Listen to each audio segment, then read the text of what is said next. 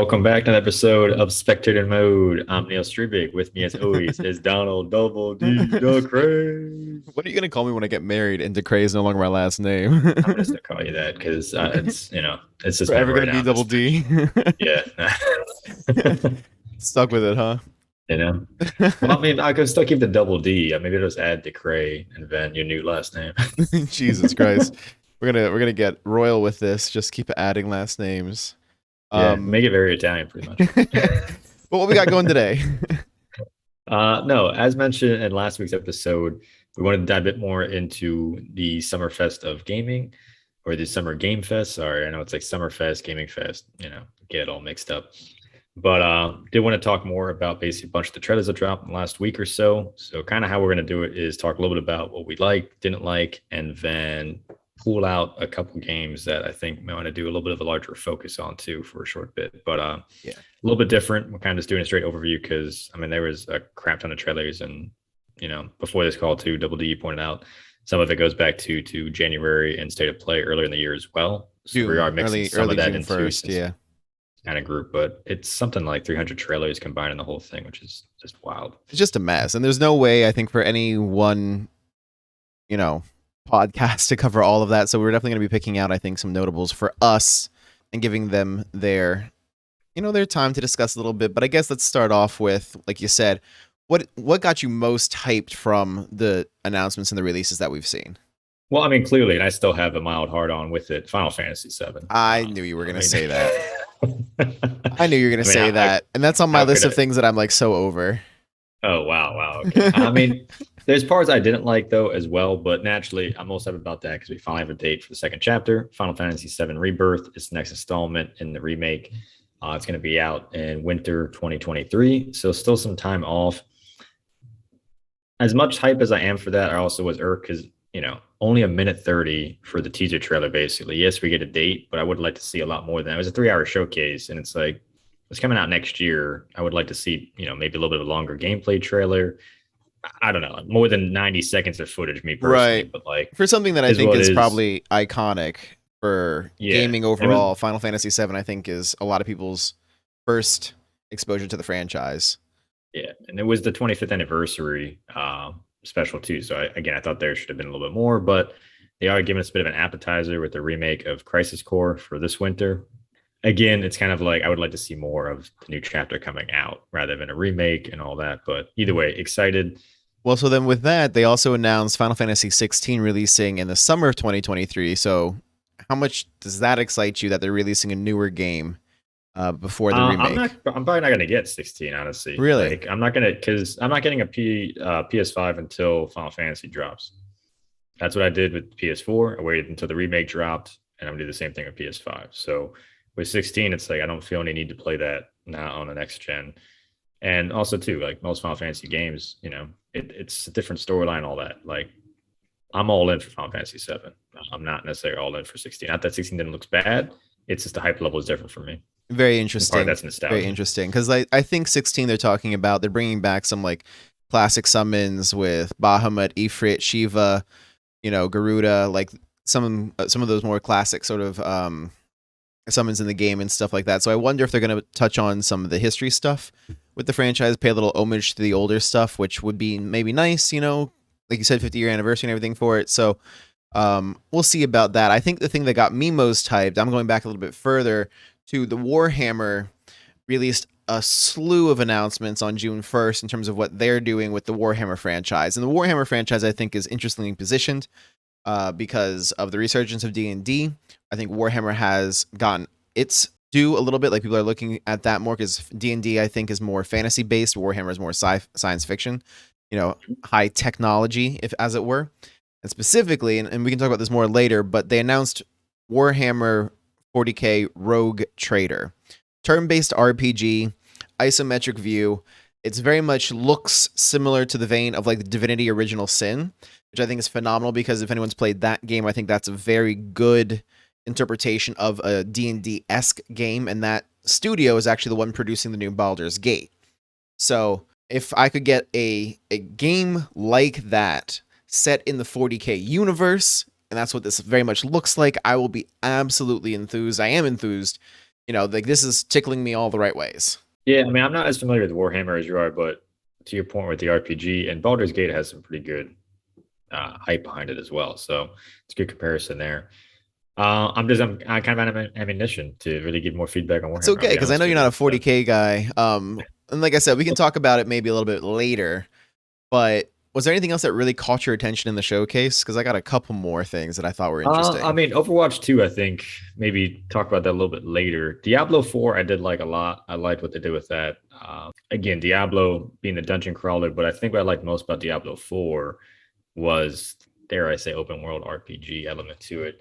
The RPG element I liked was more that, yes, you can actually design your character now, which is very cool. I think that that's been a big oversight for a while. Even I would agree for sure. I felt like that. I don't know why they didn't have that, but either way, very cool. Play more in the fantasy and the whole RPG element there. But I mean, 3 had somewhat of an open world to where you still had to explore, and all the Diablos kind of have that, to shaded out map area and then more explore, yada yada. But basically random boss fights in 4, which I think is cool, to where now you can have groups of 6-10 people fighting the same boss that randomly appears on the map. I think that's a pretty cool thing in itself. So that's me hype. But again, Diablo's kind of like Final Fantasy VII to me too, to where it's a bit more nostalgia. You kind of know what you're getting, and it's very much a dungeon crawler. So it's kind of just a time waster. It's not exactly like, to me, going to be game of the year or anything else. I know that's going to rub a couple people the wrong way, but it's not a new formula. They're not going to be introducing anything super, super new. It's still just the next iteration of tried and true formula. Yeah, and I'll be honest, some of the things that I'm most hyped for from this are games finally coming over to the PC. Last of Us remake is going to come over. Spider-Man and Miles Morales are both coming over to PC. I'll be able to get to play those titles finally, because those were all phenomenal games when they released. And I gotta say, I give credit to Sony with the way they've been managing their exclusives now, because like God of War, Forbidden, Horizon Zero Dawn, for example, they've done a very good job of releasing it on their own platform first, keeping it there long enough to still give value to people who have those platforms and have those exclusive titles, and then bringing it to the PC market later, usually in the realm of like 2 to 3 years or so after the fact, and then giving those games second life and everything else. And I think that's a great model that they've adopted, because it's definitely rewarding people who are loyal to the console, but it's also giving the games a wider audience. And I'm so stoked that some of these are going to be finally coming over. And the nice thing is, when they do the PC ports of these things, they're typically doing other updates along with it, graphic updates and stuff like that to go along with it. Usually improving them for the hardware of the consoles, but then also making them nicer for the computer. So, all around, that got me pretty hyped on things, I'm going to be honest with you. But here's a game. I don't know if you've heard of it very much. Have you heard of Stray? I can't say I have. No. Okay. So I bring this up because I'm going to use this as kind of like my transition, I think, into things that we might dislike or hate about the announcements that we got. Because Stray was revealed as going to release on PlayStation Plus. And Stray has also had, I think, a fairly strong showing on Reddit, especially a little bit of a viral following. And it's one of those games that, like, you play as literally as a stray cat. They've shown gameplay footage and stuff like that. And it seems like a game that, like, there is point to it, not to make it sound like there's not a story or there's not a point to it, but it's also, it seems like in the vein of like a Stardew Valley or something, that it's more of a relaxed game and kind of just like enjoy your experience rather than like focused on like really being amped up or anything like that. But they're releasing on PlayStation Plus, and this makes me wonder. I'm concerned because of what we talked about in a previous Spectator Mode, that the PlayStation Plus release, they get like a flat fee for it, and then nothing based off of those sales. And it feels like a game that might have been able to take better advantage of its recent sort of social media hype to do decent sales on its own, and maybe this will hurt them in the long run. I'm kind of curious. Again, what's the role of PlayStation Plus, and like who should be taking advantage of that or not? So you say they've gone astray. Oh man. Oh Roll Lord. Credits, we're good. Lord, this is the part of the podcast where we're really going downhill, I was right? sitting on that the whole time, man. I was just like, all right, just wait. So ready for that. I mean, so I'll be honest, it's one of those things. I'm looking forward to the game. I'm concerned about the way it's being released in the interest of the developers, because I think it's potentially going to hurt them more than help them. I don't know. I mean, it's an interesting point. I mean, I don't know if we're going to know that until maybe a couple of months down the road when figures come out. But I think part of that is still some of the fallout then from COVID and delays, I think, affecting some developers too, and timelines there.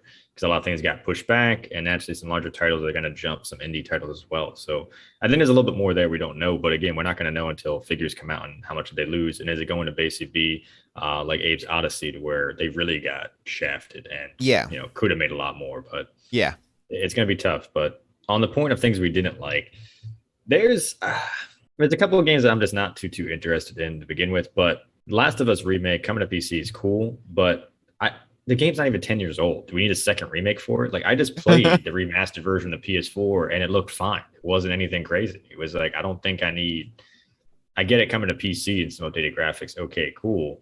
It's a different type of engine, but there's a lot of other games deserving of a remake. I don't know, Soul Reaver, maybe Legacy of Kain. Like, I would like to see that, not a game that's now remastered a second time in less than 10 years. That's a little obnoxious. And I'm sorry, that is a money grab too, coming out with the series coming up on HBO soon. Exactly, right. Yeah, the timing is for not auspicious. Understanding that too, and it's kind of ridiculous on my part. So not too hyped there, and this is going to probably rub some folks the wrong way, surprise some folks.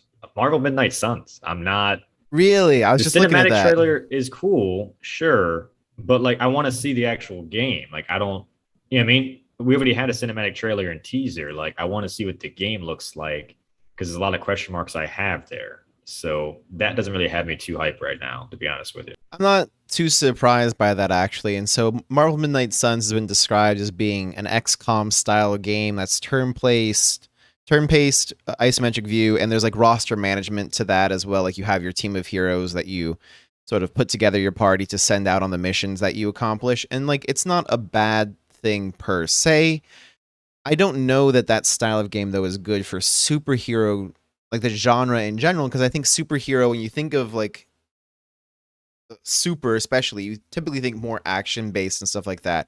And XCOM, really, like I've played those games, like it's not that really. It's much slower, it's much more considered, I'd think, overall, you know what I mean? And you can have like good story moments, sort of, but for the most part, it's very much like here's your scenario, you play your scenario and move on to the next, and it's very kind of like just episodic in nature. So do you think they're holding that because of that and trying to do basically the Blizzard effect of super cool trailers, and then there's a bit of people don't really understand the gameplay and what the game I kind of wonder, yeah, because if it really is in the style of XCOM, I'll be honest, I think that for me really detracts a lot from it, because I think, you know, the superhero games that I enjoy are the ones where you kind of like get to use their powers. You can be creative in the way you move through maps and solve puzzles and stuff.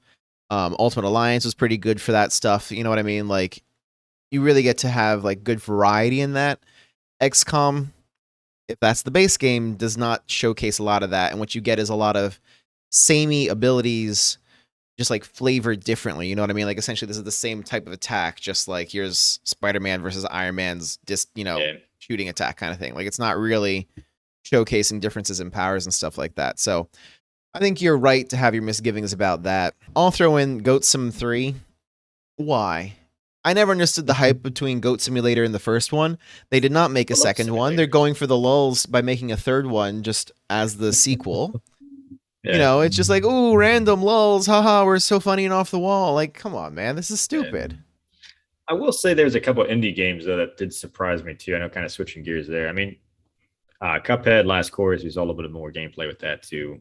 I don't think that's anything that's new. It's kind of just DLC for a phenomenal indie game. But Voltaire the Vegan Vampire, I'm not gonna lie, surprised me. Really? Yeah. It looked like a cool, fun, cheeky kind of game. I'll be honest. You basically play a vegan vampire, build a garden, and then waves at night of vampires and ghouls coming in, trying to take and destroy your garden. So you have to defend your little house and stuff too, which I thought was kind of funny. So a good kind of time waster in itself. And I was like, that kind of could be kind of fun. So definitely thought of my sister since I saw that too. So maybe that's a little bit of bias there. Maybe. Yeah, I mean, I actually didn't see that trailer. That's kind of a funny one.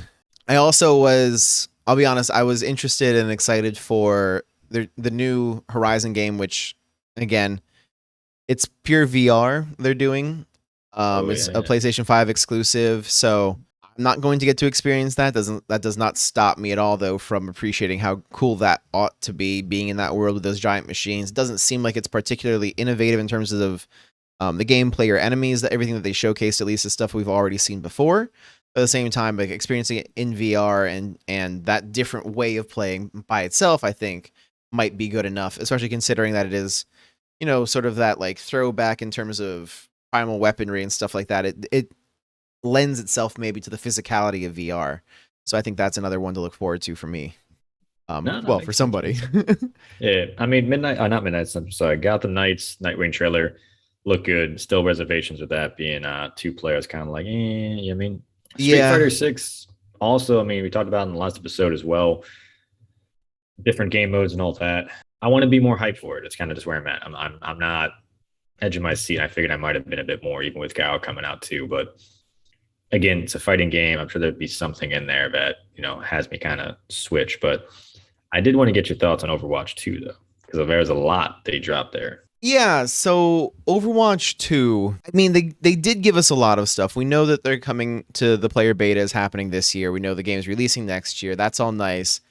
They announced Junker Queen as another character, which I think they almost had to do given the fact that the Sojourn release information is so old at this point. Like, we've known Sojourn's kit and everything else for so freaking long. It doesn't feel like a new character anymore. It will be new to play, but like as part of the hype for Overwatch 2, I don't think Sojourn does it. So I feel like Junker Queen was a necessary choice for them.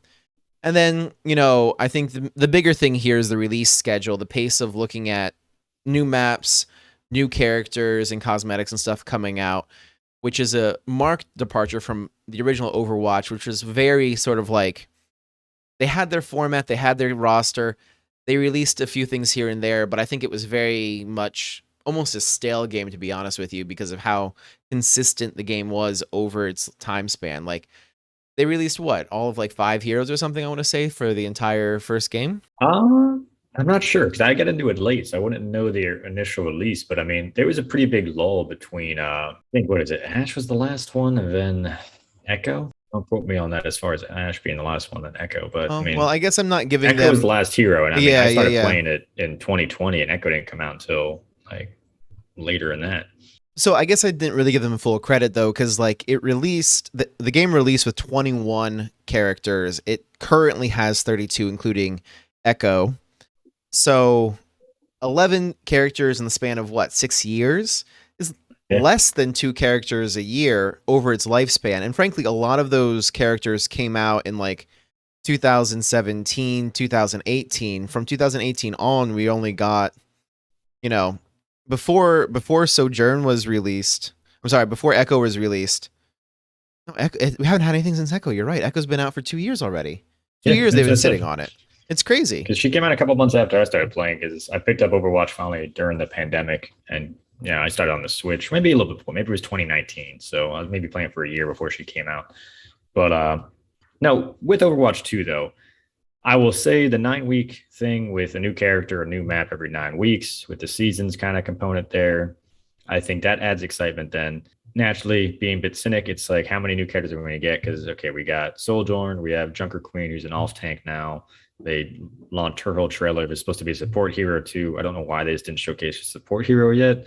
To me, it's kind of like missed opportunity there to just get hype and you have a new character in each class. Like, why not? Yep. And then I think the biggest switch, and I will give them a lot of props for this because it kind of puts me back on board and a little bit more excited, the free to play.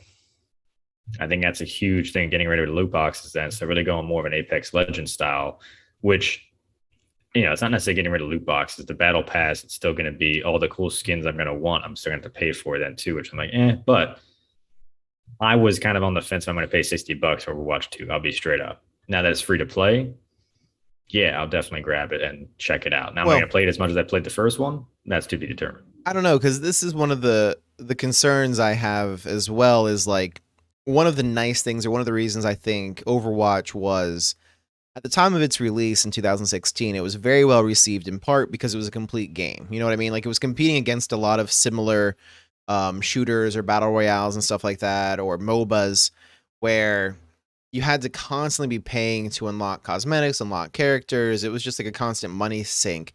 So like, quote unquote, free to play really didn't get you a lot. And you ran into those issues of pay to win, basically. Overwatch being like, hey, our commitment is here's you pay the one-time price for the game, you'll have all characters and access to everything was a huge selling point on release. But maybe on the flip side, that's why they weren't so incentivized then to grow the game very much. You know, the staleness that I was talking about, because they're not getting additional sales really off of new releases. By moving to a free-to-play model, you know, I think depending on the way they monetize it, that should drive more sales for them. And maybe that's why they're doing it. I have mixed feelings, I'll be honest. You know what I mean? Like I on the one hand, I do feel like a more consistent release schedule and like more stuff coming out in general is good for the state of the game. Prevent staleness, prevent, a stale meta, essentially, especially if you're looking to cultivate a competitive scene. This is one of those things that's been talked about, I think, in by much smarter people than me and at length, is the idea of you want imbalance to a certain extent in these things so that you can't just always do the same thing every game and succeed. You want that variety.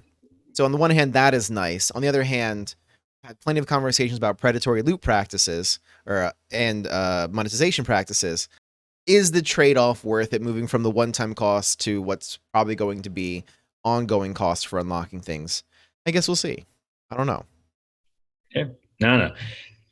I think some enough changes there that has me a little bit more excited than I was, going in if it was going to be, an actual paid game. But we'll see. The 5-on-5 is a cool thing too. I'm sure now tank is going to be flooded the way DPS was previously. So that's a new change there. But a lot more to like, a lot more hype there. But I mean, anything else you had from so far the trailers, or anything else that you didn't like too, man? For just the overall Summerfest, you mean? Yeah. No, I mean, I think we talked about most of the things that particularly resonated with me. Like I said, for me, I think if I pick one thing out of this entire thing, it's the Warhammer Rogue Trader that's been announced. Warhammer, the game itself, was a tabletop game released in 1987. Been around, almost as long as Dungeons and Dragons. Like I said, Dungeons and Dragons goes for like a high fantasy setting typically. And there's modules and stuff and settings that go for a more sci-fi based thing. But Warhammer is very solidly based in science fiction, right? Like Space Marines and everything. Like that's their shtick. And I think it's been an oversight for a long, long time that they haven't had a solid RPG for the franchise in, I don't know how long it's been since the last time they actually had like an RPG version. You know what I mean? Like they've mostly been doing their civilization type games with all their very varied lore and various races and stuff. And it's been doing very well, but the lack of an RPG, I think, was always kind of an oversight in my opinion. And like I said, I think Warhammer is enjoying a little bit of a resurgence along with the stuff with D&D. Stranger Things, the fourth season came out here as well. And they've done nothing but help. There's actually, you can look at the numbers of searches and play based on that. Brought people to Dungeons and Dragons. And then from there, I think once people get into tabletop gaming, I think the next thing always becomes like, okay, well, finding something that suits your taste or your sensibilities. If you're not a fantasy person, I would say Dungeons and Dragons probably isn't the way to go. They have a Starjammer setting, but Warhammer is really where it's at for sci-fi fans. So, Henry Cavill, also a fan. So I think I'm in good company saying that this is going to be an awesome game to look forward to. I'm very much here for it. But no, I mean, everybody, y'all have anything that y'all like that we did talk about game wise, let us know. You guys also are, cynical about The Last of Us remake like myself. And also anybody else that still is, just hype beyond belief for Final Fantasy VII, Warhammer, Diablo 4, Midnight Suns haters, let us know. But that's, kept it kind of short and sweet, pretty straightforward with the Summerfest of gaming here, guys. But as always, thanks for listening. Until next week, catch you all soon.